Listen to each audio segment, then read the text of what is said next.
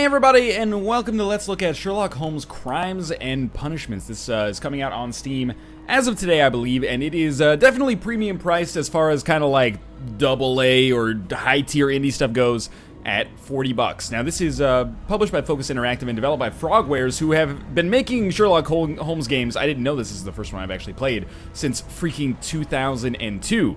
That is crazy, but I decided to jump into this one because I actually had an appointment to check this game out at GDC and was kind of like, yeah, you know, I'm there to see Blood Bowl 2, but I'll check out the Sherlock game as well. This is back in March.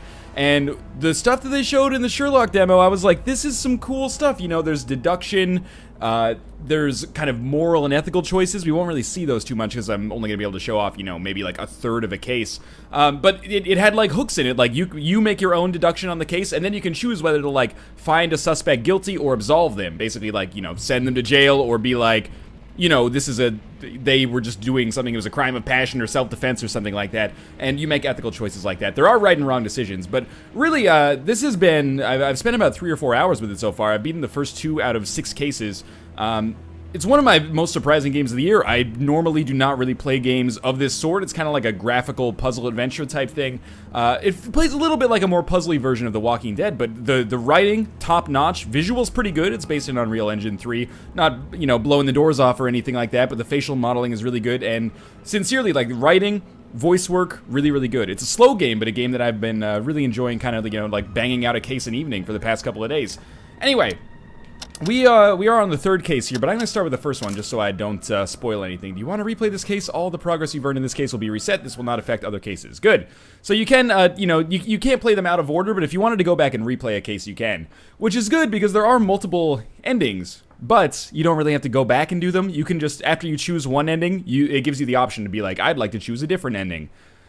So yeah, we'll talk about what I like about this game, but do keep in mind that this is a kind of story-based, dialogue-based game, so there's going to be a lot of times where either I'm not talking, or a lot of times where I'm talking over the dialogue. That's just par for the course, but I'll try to give you at least a good smidgen of the dialogue and the tone that you can get from the beginning here. So again, the game is, it's called Crimes and Punishments. It's based on, well, not based on, but it mirrors kind of Fyodor Dostoevsky's novel, apparently in its, like, moral and ethical ambiguity and stuff like that. Alright, this strikes me as being probably way too quiet from a vocal standpoint, but I've got an idea about how we can do that. So right now we're playing as Watson, but we do play as Sherlock for the majority of the game. Occasionally we get control of, actually I think this is the only time, at least thus far, that I've taken control of Watson. There's occasionally, you know, like pseudo QuickTime events-y stuff like this. It's very, very similar. It seems like there's a lot of inspiration from the Telltale games that have come in here. Right down, the puzzles are a little bit more like old-school puzzle adventure stuff, like mixing reagents in a certain order to make a certain color of chemical. But there's QuickTime-y stuff that is a little bit more Walking Dead-y, and hopefully we'll see a lot of all of that as time goes on here. Stop, Holmes. Is that you, Watson? Yes, of course it is. Alright, you know what? This is a little bit too quiet, so I've got an idea. I'm gonna Alt-Tab for a second, and you guys are gonna wonder, what the heck is this guy doing? Why is the screen frozen? Wow, very professional. But I'm doing this to give you a more accurate taste of what you're actually gonna hear in the game. So I'll crank that volume up all the way, and then I'll lower it in-game as necessary. So get ready, this is probably gonna be a little bit louder here. Almost killed me. Nonsense. I was aiming for the vases. Blindfolded. Watson, quiet, please. I'm trying to concentrate. So occasionally we see stuff almost the same way that, you know, Sherlock in the BBC series sees it.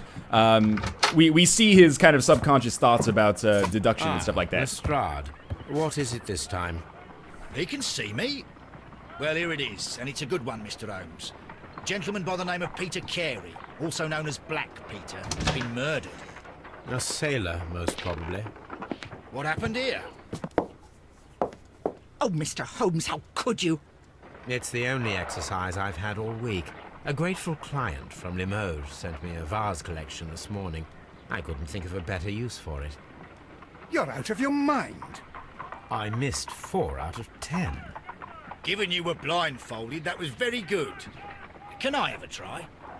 Am I the only sane one here? I suppose that Watson is right, Inspector. A little brain work would be preferable now.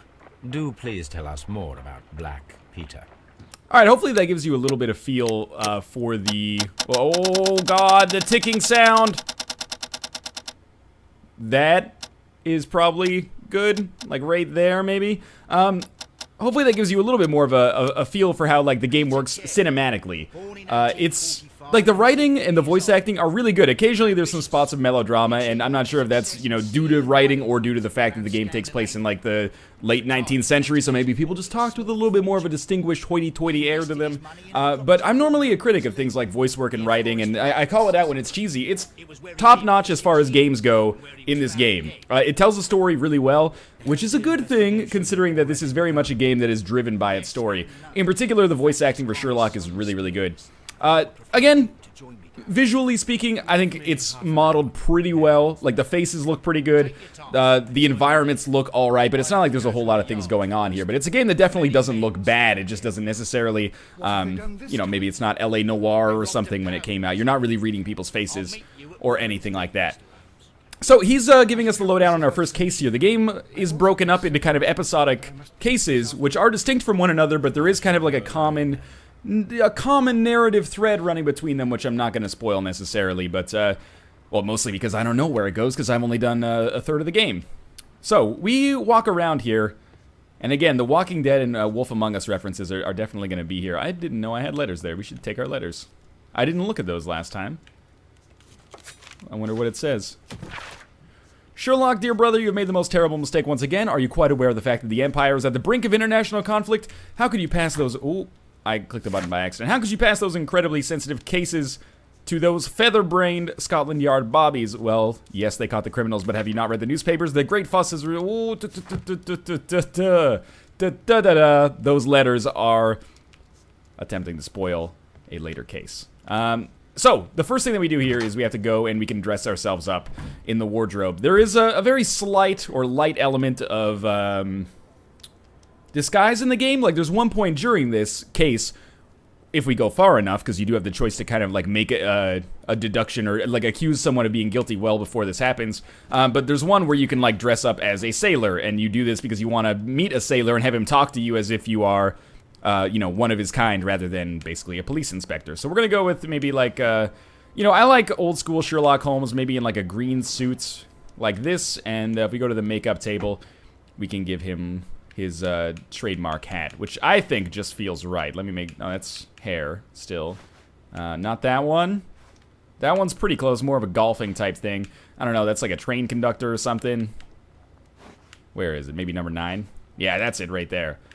And I like giving him some glasses too. Like, this is my Sherlock Holmes right here. I wonder if they'll let me keep it. They did! Okay, good, so we've got that unlocked. Alright, so now that we're dressed up as I see my Sherlock Holmes, there are other options, by the way. But some of them are useful for gameplay, some of them are just useful aesthetically, but you have to unlock them as cases get further and further along. So let's take a look at our casebook. One of the things that really annoys me when I play adventure games is not knowing where to go, and this game actually does a really good job of outlining things. So in your tasks, you can see, investigate the murder of Peter Carey. That's like our overarching primary objective. He got murdered, he used to be a whaler. Investigate the crime scene in Woodman's Lee. We can use our map to instantly teleport to wherever we want to go. That is a little bit of a complaint that I have. We spend a lot of time like finding one clue and then teleporting to another area and talking to someone about it. Finding a clue somewhere else, teleporting back to this area to talk to someone about it, and there's loading screens in between those all, but you'll see that as we go along. First thing, select the suit to wear using your personal wardrobe and join Lestrade at Woodman's Lee. We also have evidence. That's our map. This is our evidence. All we know right now is the profile of the victim. Peter Carey, also known as Black Peter, born in 1845 and so 50 years old. He achieved great success whale hunting in Scandinavia, retired in 1884, eventually moving to Woodman's Lee. We have some other stuff like documents. We don't have any. We've only had dialogue with Lestrade so far, who gives us our missions, and accidentally maybe spoiling the second mission a little bit. Alright, so we're going to go to Woodman's Lee here. Get used to this screen. It's novel at first. And you're like Sherlock Holmes inside of this carriage here, but eventually, you know, it gets really, really grating that you see it so much. There's a lot of loading times in the game. It's one of the things that takes away from the experience a little bit. So what you're looking at right here is something you can do during this loading screen, and this is our deductions menu. It basically takes the model of like a lot of neurons, as if you're inside of Sherlock's brain. As you find clues, you open up this menu, and you can actually connect the clues together. I apologize for that Steam overlay. You can connect the clues together, so you might find one clue, which is like, there's a ball missing, and then another clue over here is like, the baby was at the house. You would connect those, and then you could make a conclusion based on those. The baby took the ball. But there's two different ways that things could go in most of these cases, so you can end up getting a variety of different deductions. I won't talk too much about that because it's going to be easier to demonstrate as time goes on. But suffice it to say, the game is a little sandboxy in the way that it allows you to interpret the evidence. It isn't linear in the same way that, like, over the course of an episode of The Walking Dead or The Wolf Among Us, basically the same story beats happen. I mean, that is the case, but you actually choose how the outcome of the case goes based on the evidence. So once you have all the evidence, there's different deductions that you can make and different kind of conclusions you can draw from it. And there's not necessarily one that is... Well, there is one that's arbitrarily right, but I'll talk about my complaints with that in a little while. So we also have something, this is new to the series apparently, called Sherlock Vision or Sherlock Sense. I find it a little gamey, but it allows you to kind of see things that other people don't see. Like for now, we can see his kind of like subtle deductions here. Like what's up with these footprints in the ground? I should point out, this is kind of the tutorialized, this is the tutorial case, at least for the first little bit of it. So we have some large footprints on the ground, and we can look at our evidence and read a little bit more. There are unidentified footprints left recently on a patch of wet earth at Woodman's Lee. They may perhaps have been left by the murderer. Perhaps I could find a pair of boots that would match them. Evidence can be like, not necessarily flavor, but it can be like benign evidence or actionable evidence. So sometimes we'll find a piece of evidence that contradicts something that somebody said, and then it'll have like a dialogue box next to it that's like, if you talk to them, you can advance the story somewhat and maybe learn a little bit more. So let's examine some of the other stuff here. It seems that the garden was well maintained. You know what? I'm actually going to crank up the audio just a little bit more. The sound effects are a little bit too loud. I think the voices need to be a little bit higher. We got our master volume low. It doesn't matter. Well, let's just keep it like this. Hopefully this makes it a little bit better. Music in the game is fine as well. A lot of like period piece stuff, you know. The 1812 Overture plays now and then. I'm trying to see if there's anything else here. Yeah, we need more evidence to actually be able to use this here. But it isn't just like walking around and finding clues like stuff, or clues and stuff like that. Occasionally there will be times when we have to do a task. So one task might be like, see if you can throw a harpoon through this pig carcass. And your deduction based on that will tell you whether or not an average man could do it, or whether you'd have to be a very strong man. Because, you know, how would you know if you're not a whaler? Alright, so let's come up here, and Lestrade's up here with the first dialogue section of the game, which makes up probably like fully 25% of the game. When will you remove my husband's... Allow me to be really annoying. Here we go. It's sacrilegious to leave him here like this. As soon as we can, Mrs. Carey, I assure you. Allow me to introduce you to Mr. Sherlock Holmes. He's a detective. No doubt you've heard of him. I'll wait for you in front of the cabin, Mr. Holmes. My condolences, Mrs. Carey. Thank you, Mr. Holmes.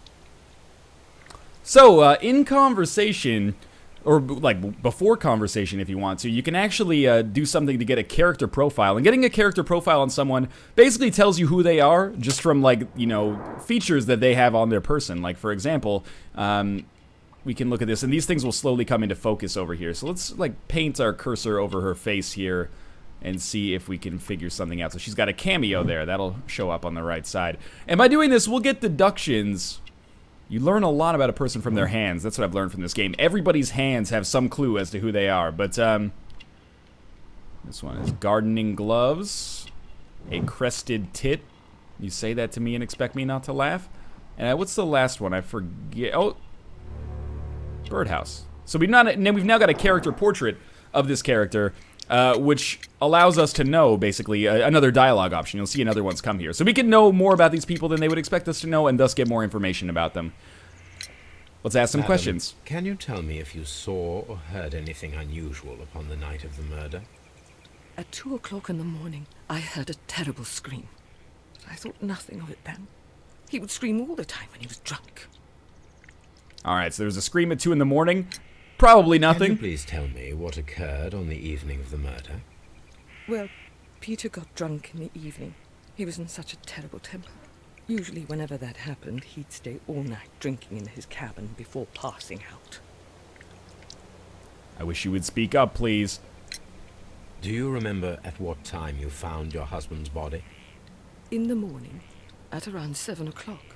I noticed the cabin door was open, but I didn't go in to take a look, for I knew my husband would not have liked it. At around 10 o'clock, I dared to glance in through the door and... Oh, dear.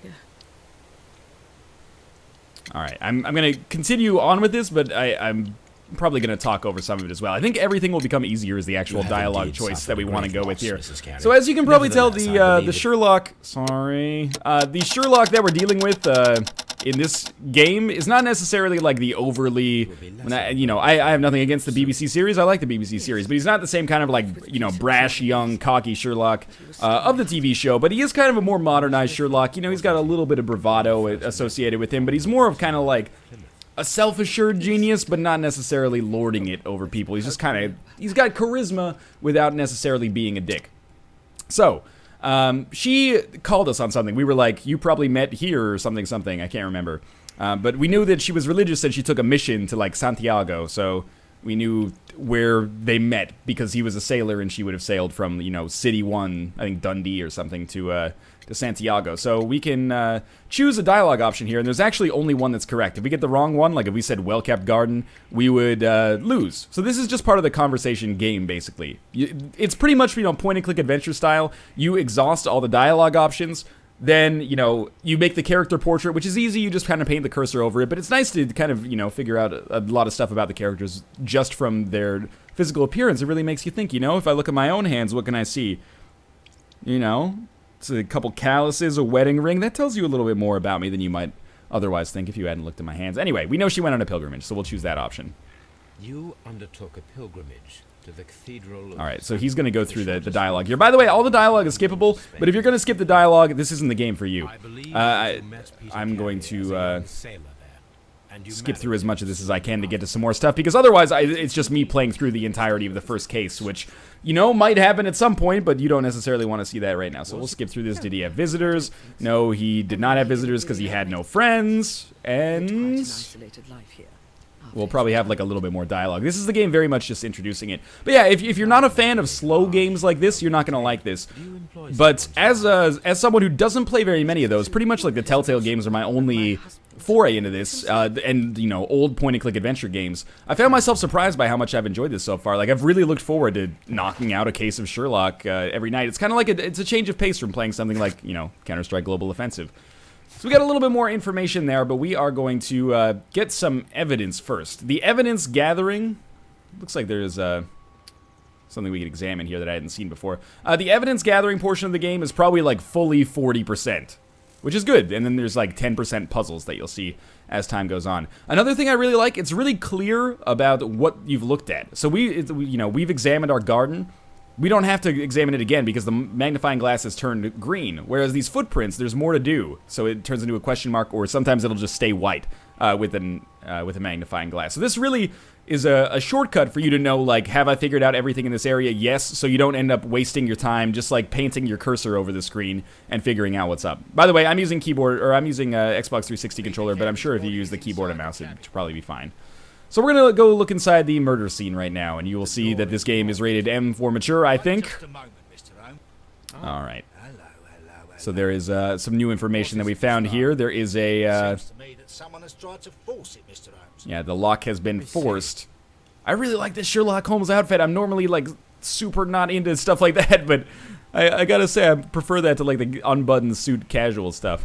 So yeah, we enter Sherlock Vision here.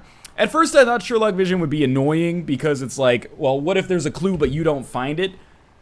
Because you didn't use Sherlock Vision, but the game always tells you, or at least through the first 4 hours so far, it has always told me that I should be using Sherlock Vision right now.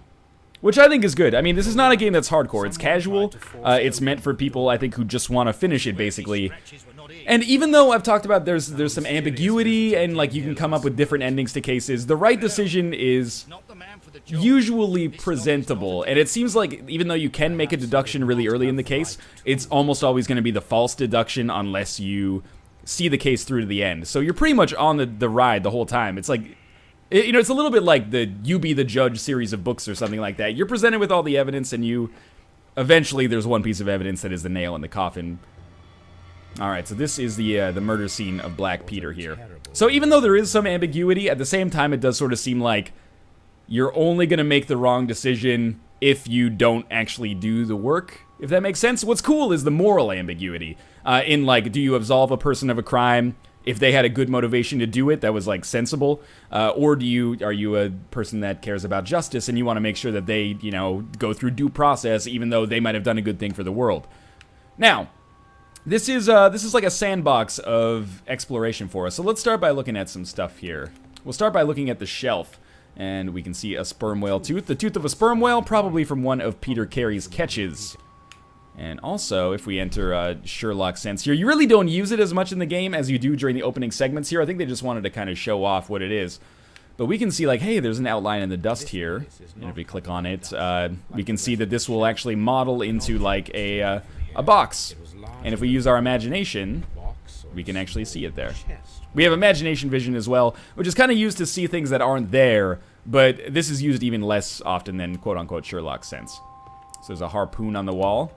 I know I've done this so much over the course of this video. I think we can get away with it being like here. For hunting whales. Yeah, that's better. Alright, so he's got a harpoon rack there, and he seems to be impaled on a harpoon. I guess oh no, it's the bottom one's missing. Okay, we've deduced something there. Look inside the wooden chest here and see what we got going on. Sometimes it's a little clunky to move around, and sometimes when Watson is behind you, he gets in your way, but usually you can socially engineer him to move. They look to be a size 8. Alright, so we got Peter Carey's boots. Another thing that I like about this, by the way, is that when you've seen everything there is to see in, like, one area, it does that where it fades you out, and it's like, you know what, don't waste your time here, you've already done this section. It's very kind of slickly and accessibly put together.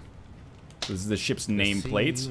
I'm deliberately not going to the corpse yet because we've got some other cool stuff that we can do. Like, I think there's ship's logs over here that we can see, and that gives us new evidence. And you can see, again, these pieces of evidence are actionable. Sorry. So this outline in the dust that was probably a box, we can talk to Mrs. Carey about it and be like, hey, what's up with this? And for the boots, we can put those in those footprints out there and make a deduction as a result. So on our map here, you can see Hammerfest and Dundee. Which is the route that I guess he took when he whaled.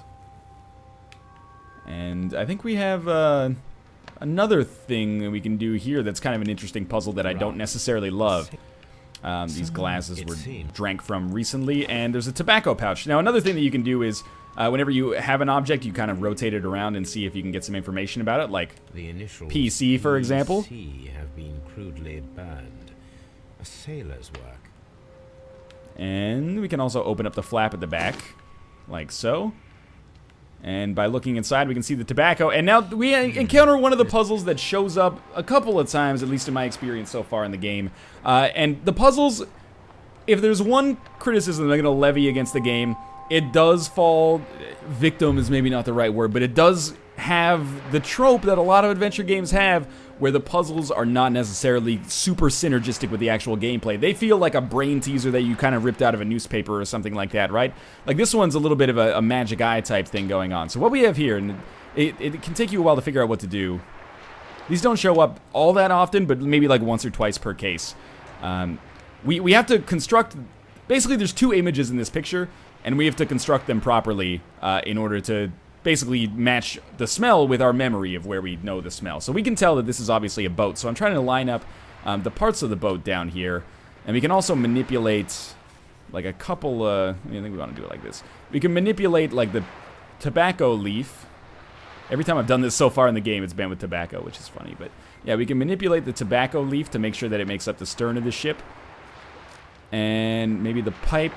We're not quite there yet, but you know, basically you get close and then you're off and you slowly kind of tweak it a little bit like this.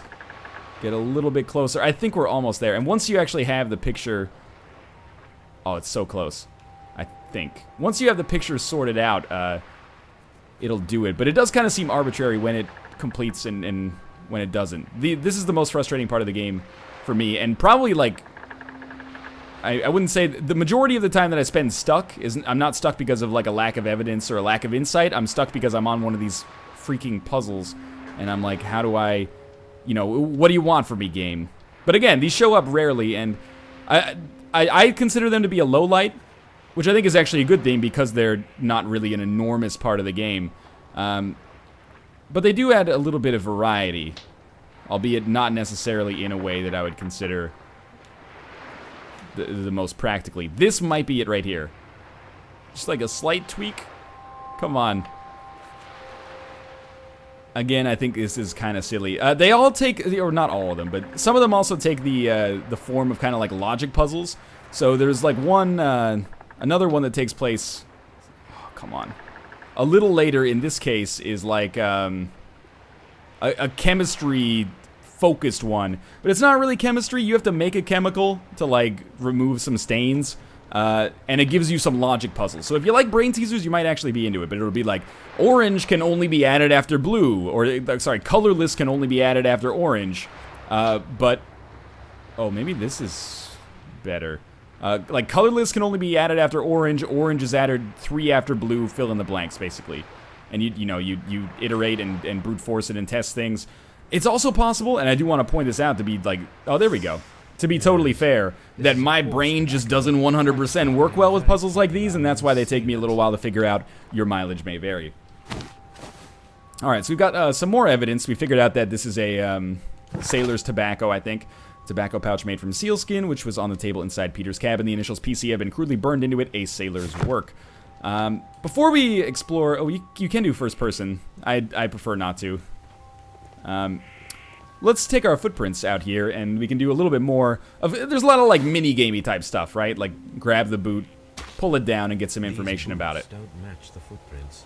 One thing I will say is that I do wish the game... you saw that the boots don't match the footprints. How intriguing. One thing I will say is that I wish the game was a little bit more sandboxy in that it allowed you to kind of be a terrible detective. Like, I wish that stuff like this was optional.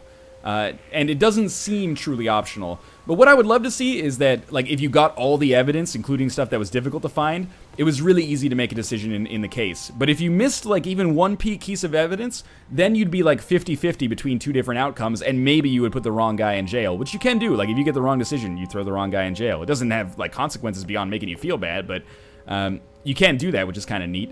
And the game doesn't just go like, you're wrong. But I wish that your chance of winning was more based, or your chance of being right was more based on your abilities as a detective and like the evidence that you found, as opposed to just kind of seeing the case through to the end and not jumping to conclusions. That being said, for all the stuff that maybe I've brought up as negativity, I'm actually really, really enjoying my time with the game so far, and I think it tells a really interesting story, and it does it in an episodic way that is really easy to digest. You know, sit down for an hour and a half or 2 hours and bang out an episode of Sherlock and you'll have fun with it. The caveat is, it's $40. If you look at something like, The Walking Dead, season of that is $25. The benefit, I guess, in this is that it's all out at once instead of having to wait for it. But yeah, it's substantially more expensive, at least tangibly more expensive than those kind of games, kinds of games. And I don't know if it necessarily has the same kind of appeal. Like, it's not based off of a licensed property. So, you should know whether or not you're interested in this going into it, because it's not the kind of thing you necessarily want to pick up on an impulse purchase. But if you like what you see, I think you can get $40 worth of value out of it if, you have reasonable expectations or realistic expectations. At an hour and a half to 2 hours a case, you're looking at a 10 to 12 hour long game. Are you okay with, a narrative focused game like this that's 12 hours long for $40? There's no shame in saying no. I think a lot of people probably aren't, but even if you aren't, you might want to pick this up in a sale at some point. But I've really found myself enjoying it, and dare I say, I don't want to jump to conclusions here, but after I finish the cases, I'm leaning towards actually putting this on my Steam curation list. That's how much I've been enjoying it, and I've really been reserving that for, like, 1 game a month, 2 games a month. So that should be a testament to how much I'm kind of enjoying the game so far. It's a shame that I have to show it off in like a video format like this, because I don't think it's that engaging. But, the same problem was there with The Walking Dead, which I talked about in episode 1, and I was like, I love it, but, not many people watched that video because it's the worst way to figure out whether or not you're going to be into this, maybe. So, basically, we're just continuing the process of getting, like, more and more, oh, we have to look at the knife, too. We're going through the process of getting more and more evidence here. We can see the blood, and then the blood is from the pool underneath the dead body. This case... Are we done with this? This case goes in some interesting directions. We have some stuff like that harpoon thing that I mentioned. As we get further and further into the game and make deductions, these deductions, we might actually see it right now. They'll give us tasks. So let's see if there's anything we can get here. And the tasks can let us do things like that harpoon test, where basically, like, we try to aim a javelin into a pig carcass, and if we get it to hit, properly, then we make a deduction like, oh, this is something that can only be done by strong and practiced men. Peter Carey's body was impaled to the wall with a harpoon. What about break-in attempts? No. Okay, so if it's red, we can't do it. All right, and all of these are red so far. Oh, there we go. So notebook plus break-in attempts. I mean, it's got like a Detective Grimoire thing going on there. I just realized. Task, make an ambush. So yeah, we saw that there were break-in attempts and like something left on the ground. So with something being left on the ground, we're like, this could be somebody's. Maybe they're trying to like get their notebook back, and they tried to break in last night. So we're gonna talk to Lestrade, and we're gonna organize an ambush here. So again, like this might seem kind of sandboxy in that you can make different deductions and do different things as a result. It is a little bit more linear than it looks, but that doesn't make it. That doesn't make it worse, honestly. Like it might be cooler or more novel, but this is a structured and kind of like scripted experience that I've had a really good time with so far. So we'll do the ambush, I guess, and then we'll probably end the video there. Return tonight, when they will be better prepared. Aha! So what do you propose? We shall remain on the outside, near the window, where we stand the best chance of catching sight of our visitor. Well, gentlemen, ready your pistols. We have a long night ahead of us. Again, we choose when to start the ambush here, just by triggering it by going to our hiding spot, but you're also seeing, like, this kind of, like, individual scene stuff works really well, but you are missing the parts where there's a lot of going back and forth between areas and getting a lot of loading screens. But what I will say is that I think, despite the fact that it looks like the environments are really big, the game does a very good job of kind of, like, funneling you into areas where the actual puzzle mechanics are, like, where relevant clues are. Like, try to go in here. Can't do it. I think it's locked. Like, well, we will eventually go in there. Talk to this guy? Nope, he just says Mr. Holmes. Maybe that'll get boring on, like, the 80th try, but, you know, this bicycle doesn't do anything. It's not like it's meant to throw, like, a lot of stuff at you and then, you know, you sort it out, right? No, it only gives you the relevant stuff, which I think makes for a much cleaner experience. And I'm the kind of person who normally gets frustrated by adventure games. Puzzle adventures, 3D adventures, doesn't really matter. This game does a really good job of making it accessible, which might make it a little too easy or too casualized for people who are huge fans of the adventure genre. But for people who just want to kind of, like, you know, get a little bit of mild mystery itch scratched, and also, you know, experience some pretty cool stories, at least as far as video games go. Not to be offensive to the genre, but oftentimes I find myself not super thrilled with the stories in games. These ones are... they tickle the imagination a little bit. We're going to get in our hiding spot, and then we'll go through a quick loading screen here. But yeah, there are a lot of loading screens over the course of the game. Gives you some time to think about the case, but, you know, by the 50th time you see Sherlock reading his casebook in the back of a carriage, you're like, all right, I get it. So this will be the last thing that we'll show, because I don't want to spoil too much, but we are going to encounter our first suspect here.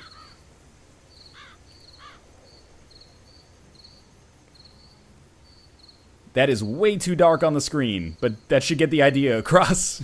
It's an ambush.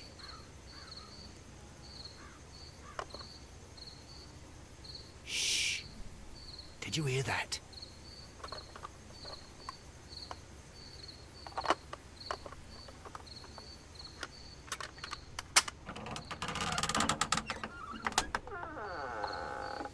There's someone there. I'm gonna collar him. I'll be right behind you.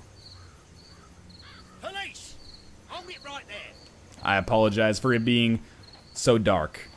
On my screen, it is not so bad. Should have raised the brightness a little bit in XSplit, but that's okay. We're going into a room with a little bit of lighting, at least. All right, my fine fellow. Who are you and what are you doing here? You're detectives, I suppose. You imagine that I'm connected with the death of Captain Carey. I assure you I'm innocent. Innocent? And what are you doing in his cabin? Shall I tell you? You came to retrieve what you had lost after killing Peter Carey, but we were here, waiting for you. What is your name? John Hopley Nelligan, but I didn't... Do you deny that you came here yesterday? No, but yes, it's just that I couldn't... I'm tired of this. Off we go to the yard. Tomorrow, I'll see that you're put in front of the judge. What? But you can't! I'm not... It's a terrible mistake!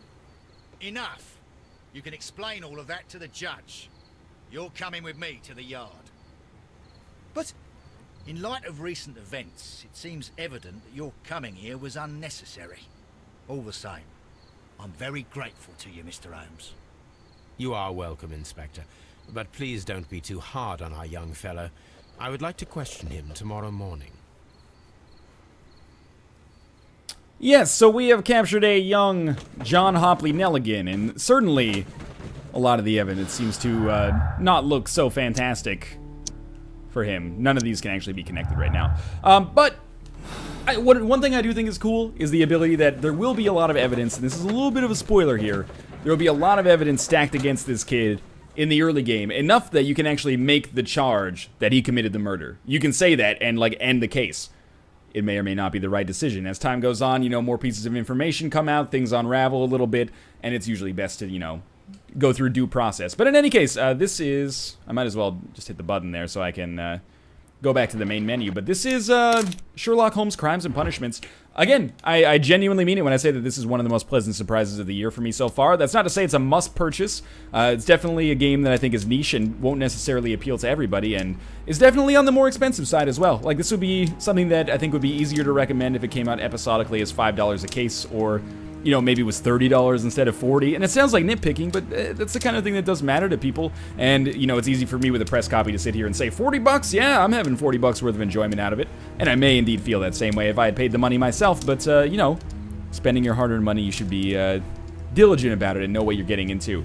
I think that it's a very, very enjoyable game. Might not be for everybody at full price, but if you do decide to pick it up and you know what you're into and you're into this kind of, you know, you can get behind a game that's a little bit more methodically paced, slower focused, you know, you're not pulling out machine guns and blowing people's heads off. Most of it is walking around, listening to dialogue, talking to people, and using your own critical thinking. But anyway, there will be a link in the video description below to pick this up on Steam if you are interested in doing so. As always, thanks for watching. I hope you guys enjoyed the episode. If you did, click the like button. It helps out a great deal. And of course, subscribe if you want to see more first impressions in the future. For now, thanks for watching, and I'll see you next time.